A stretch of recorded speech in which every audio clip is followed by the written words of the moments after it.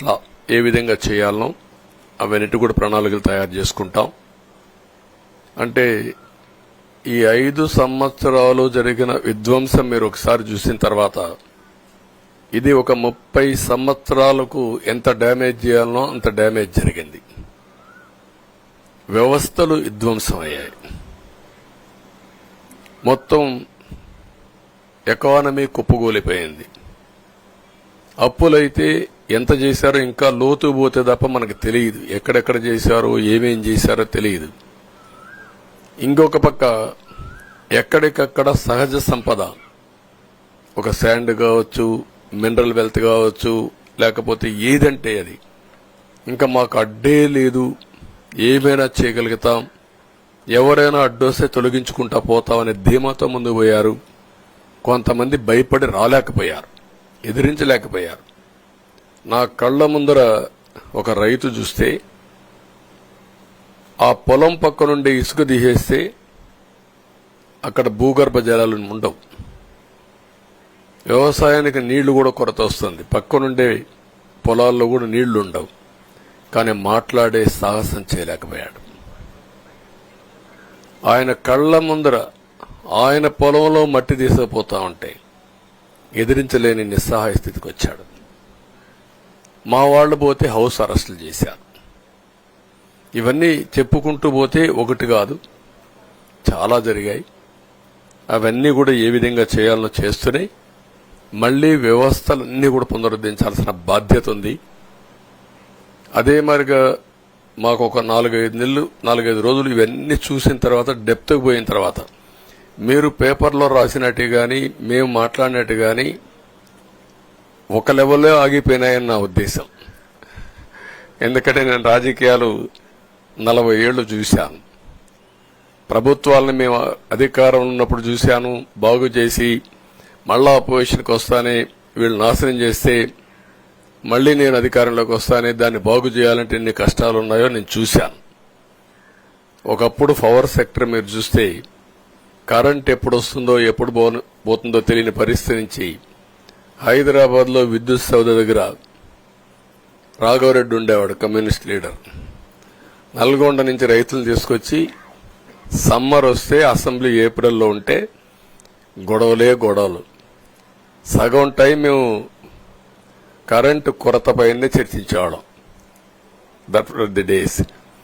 అలాంటిది నేను 1999 నుంచి పవర్ సెక్టర్ రిఫార్మ్స్ తీసుకొచ్చి 2004కి సర్ప్లస్ బాధ్యతతో క్వాలిటీ పవర్ ఇవ్వడం మొదలుపెట్టాం. 2014కు మళ్లీ 22 మిలియన్ యూనిట్లు ఆంధ్రప్రదేశ్లో కొరత కరెంటు. వ్యవస్థలన్నీ నిర్వీర్యం అయిపోయినాయి. తర్వాత మళ్లీ సెట్ చేసి 2 నెలలు 3 నెలలు కరెంటు కొరత లేకుండా చేసి వ్యవస్థలన్నీ పటిష్టంగా చేసి సోలార్ విండ్ తీసుకొచ్చి కాస్ట్ తగ్గిస్తే ఇప్పుడు మీరు చూశారు ఎంత పవర్ ఛార్జెస్ పెంచారు. 9 సార్లు పెంచారు. ఎందుకు పెంచారో నోబడీ నోస్. దానికి రీజనే లేదు. ఇప్పుడు ఎక్కడుందో దాన్ని ఎత్తుక్కుంటే ఎంత లోతు పోయిందో కూడా తెలియదు. దాన్ని ఏ విధంగా రిపేర్ చేయాలి, ఎంత డబ్బులు తెచ్చారు, ఏ పేరుతో తెచ్చారు, అవన్నీ ఒక వ్యవస్థను కాదు, సంబంధం లేని వ్యవస్థతో డబ్బులు తీసుకొచ్చి సంబంధం లేని డిపార్ట్మెంట్కి ఇచ్చారు. ఇలాంటి చాలా ఉన్నాయి. అవన్నీ ఇన్ కోర్స్ ఆఫ్ టైం మీకు కూడా చెప్తాం. అల్టిమేట్ గా ఇదేదో మేము అధికారం అంటే జుబిలియంట్ గా బ్రహ్మాండంగా ఉందనుకోవడానికి కాదు. ఒక బాధ్యతతో మా మీద ఎంత నమ్మకం పెట్టుకున్నారో ఈ ప్రజల్ని మళ్లీ ఒక దారి చూపించే మార్గం మేము చూపిస్తాం. ఇంకొక పక్కన మీరు ఒకసారి ఆలోచిస్తే ఇదే అసెంబ్లీలో నాకు, మా కుటుంబానికి, మా మిస్సెస్కి జరిగినటువంటి అవమానానికి నా జీవితంలో ఎప్పుడూ బాధపడలా. నా మీద బాంబులతో దాడి చేసినప్పుడు కూడా వీరోచితంగా ఎదుర్కొన్నా. 2003 సెప్టెంబర్, అక్టోబర్ నాకు ఇప్పటికి కూడా జ్ఞాపకం. ఆ రోజు నా మీద బాంబులు చేసినప్పుడు చాలా ఒక పానిక్ రియాక్షన్లో కూడా నేను భయపడలేదు. అలాంటి వ్యక్తిని మీరు చూస్తే అది ఆ సంఘటన చూసిన తర్వాత ఇలాంటి కౌరవ సభలో ఉండడం కరెక్ట్ కాదని అసెంబ్లీలో చెప్పి దానికి కూడా మైక్ ఇవ్వకపోతే చెప్పేసి బయటొచ్చి ప్రెస్ కాన్ఫరెన్స్ చెప్పి అనౌన్స్ చేశాను. మళ్లీ క్షేత్రస్థాయిలో గెలిచి అసెంబ్లీని గౌరవ సభ చేసి అసెంబ్లీకి ఎంటర్ అవుతానని చెప్పాను. నేను ఏదైతే ఆ రోజు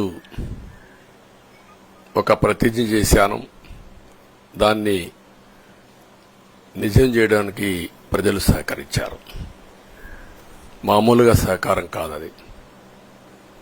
నేను ఇన్ని సంవత్సరాలు చాలాసార్లు చాలా ఎలక్షన్లు గెలిచాం, కొన్ని ఎలక్షన్లో ఓడిపోయాం.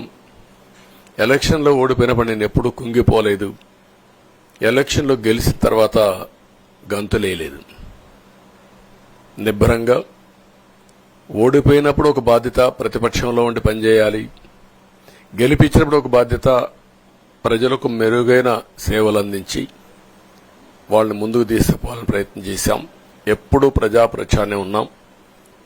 అలాంటిది జరిగిన తర్వాత ఈరోజు మళ్లీ ఇదే అసెంబ్లీకి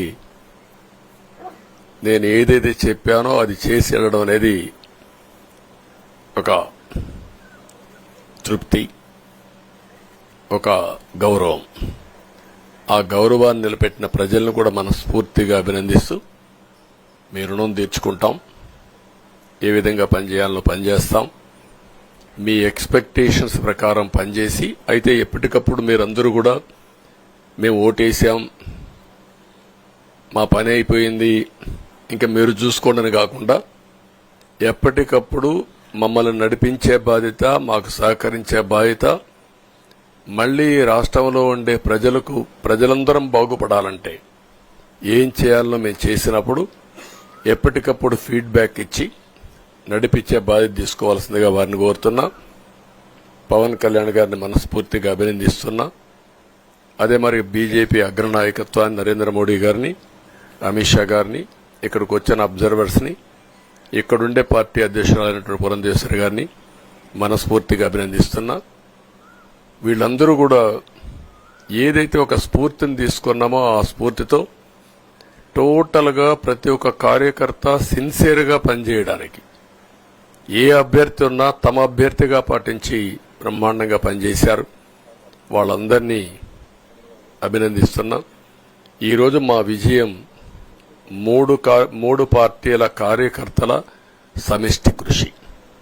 వారందరినీ అభినందిస్తూ ఈరోజు ఢిల్లీకి పోయి వచ్చిన తర్వాత ఒకసారి మళ్లీ ఇవన్నీ ఎప్పటికప్పుడు సమీక్ష చేసుకుంటూ ముందుకు పోతా అని చెప్పి తెలియజేసుకుంటూ మరొక్కసారి మీ అందరికీ అభినందనలు, ధన్యవాదాలు. థ్యాంక్ యూ అనండి.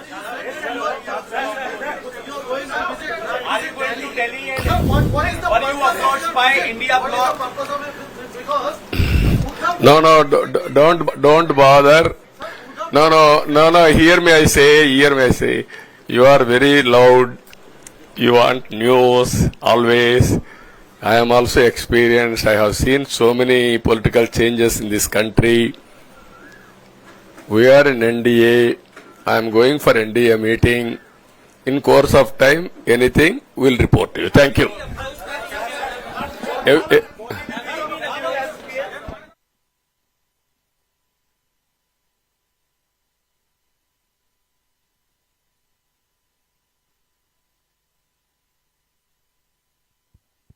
ఇప్పుడు మిత్రుడు చెప్పినట్టు పాలకుడు అనేవారు ఏ విధంగా ఉండకూడదో, ఎలాంటి వ్యక్తులు రాజకీయాలకు అర్హత లేదో జగన్ హిస్టరీ ఒక కేస్ స్టడీ మీరందరూ గుర్తుపెట్టుకోవాలి. ఈ రాష్ట్రంలో మనం చూస్తే